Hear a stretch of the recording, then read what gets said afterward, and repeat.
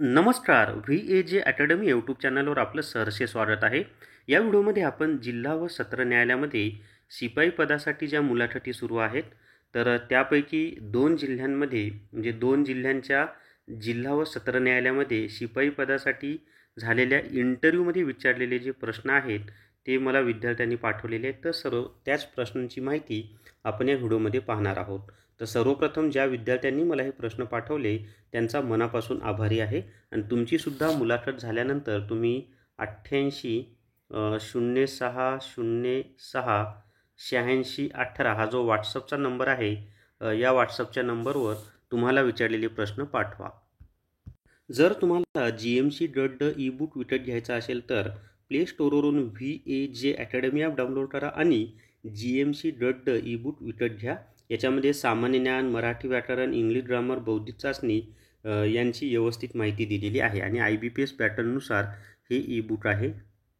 तर हे जे प्रश्न आहेत हे लातूर जिल्हा व सत्र न्यायालयामध्ये पिऊनचा जो इंटरव्ह्यू झाला किंवा शिपाईचा इंटरव्ह्यू झाला त्यामध्ये विचारलेले प्रश्न आहेत. तर जेच काय म्हणतात पहा, घरात कोण कोण राहते? मी म्हणजे विद्यार्थी बोलला, मी, बायको, मुलगा, आई. जेज म्हणाले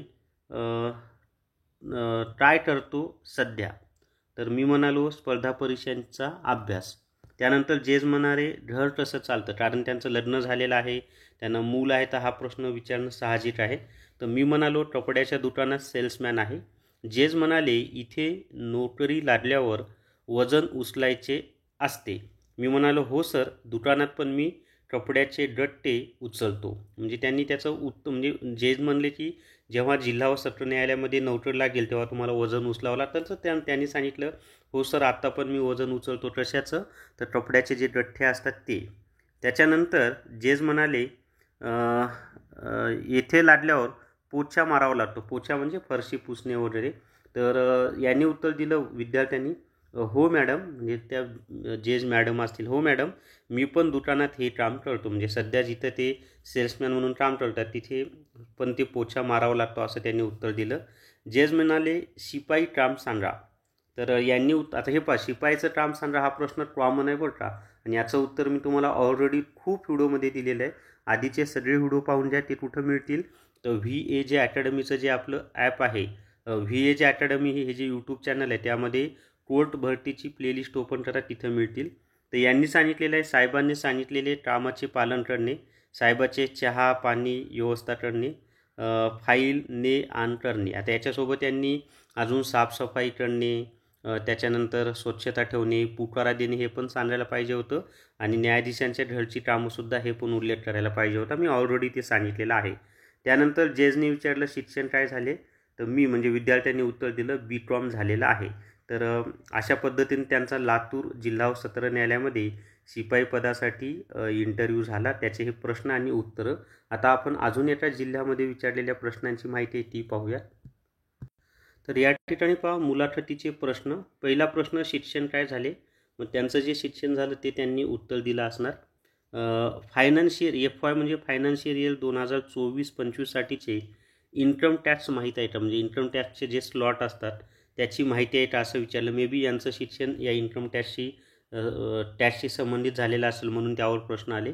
त्यानंतर अर्थमंत्री निर्मला सीतारामन खालोखाल कोण बजेट सादर केले? तर अर्थमंत्री निर्मला सीतारामन यांच्या खालोखाल मला वाटते प्रणव मुखर्जी यांनी सादर केलेलं आहे. प्रणव मुखर्जी हे भारताचे माजी अर्थमंत्री पण आहेत आणि माजी पंतप्रधान पण आहेत. मी चुकत असेल तर तसं कमेंटमध्ये सांगा. त्यानंतर महाराष्ट्रात त्याच्यानंतरचा प्रश्न आहे, म्हणजे या प्रश्नाचा अर्थ काय होता की सर्वात जास्त बजेट हे निर्मला सीतारामन यांनी सादर केले, त्याच्या खालोखाल कोणाचा नंबर लागतो? पुढे पहा, एका अर्थमंत्र्याचे नाव सांगा. आता प्रणव मुखर्जी पण अर्थमंत्री होते, निर्मला सीतारामन ह्या पण सध्या अर्थमंत्री आहेत. बरेचसे आपल्याला नावं सांगता येतील. त्याच्यानंतर चिदंबरम पण अर्थमंत्री होते. त्याच्या पुढे पहा महाराष्ट्राचे अर्थमंत्री कोण आहेत? तर सध्या महाराष्ट्राचे अर्थमंत्री अजितदादा पवार हे आहेत. सध्या त्यांच्या आधी देवेंद्र फडणवीस होते, पण आता सध्या आणि देवेंद्र फडणवीसच्या अगोदर अजितदादाच होते. म्हणजे अगोदर अजितदादा, नंतर देवेंद्र फडणवीस झाले आणि आता परत अजितदादाच महाराष्ट्राचे अर्थमंत्री आहेत. महाराष्ट्रामधील प्रसिद्ध गुरुद्वारा कोणकोणते आहेत? तर महाराष्ट्रामध्ये प्रसिद्ध असलेला गुरुद्वारा नांदेड येथे जो गुरुद्वारा आहे तोच महाराष्ट्रातील सर्वात प्रसिद्ध गुरुद्वारा आहे. म्हणजे शीख धर्माशी संबंधित सर्वात प्रसिद्ध 4 गुरुद्वारा आहेत. त्यापैकी एक अमृतसरला आहे, पटण्याला आहे आणि नांदेडला पण आहे. तर नांदेडचा गुरुद्वारा सर्वात प्रसिद्ध आहे. त्याच्यानंतर 3.5 शक्तिपीठे कुठं आहेत?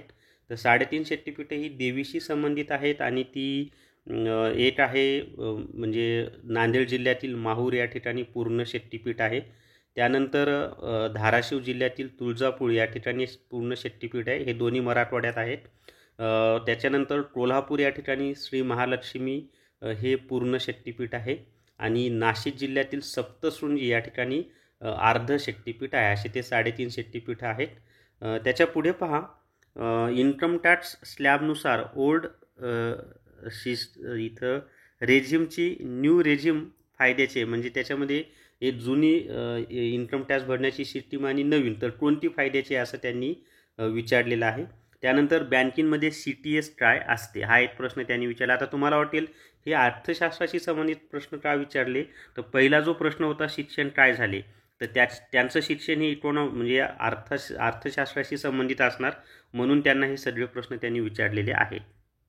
तर बँकिंगमध्ये CTS काय असते, तर CTS म्हणजे काय माहिती आहे, याचा चेक क्लिअरिंग टाईम असं त्याचा लॉंग फॉर्म होतो. त्याला CTSला चेक ट्रान्झॅक्शन सिस्टीम असंही म्हटलं जातं. म्हणजे तो चेक क्लिअरिंग टायमिंगच्या संदर्भातच आहे. तर चेक ट्रान्झॅक्शन सिस्टीम असा पण त्या CTSचा लॉंग फॉर्म होतो.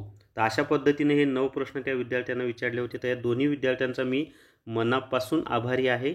या व्हिडिओला सर्वांनी लाईक करा, शेअर करा आणि VAJ academy YouTube channel subscribe करा. धन्यवाद.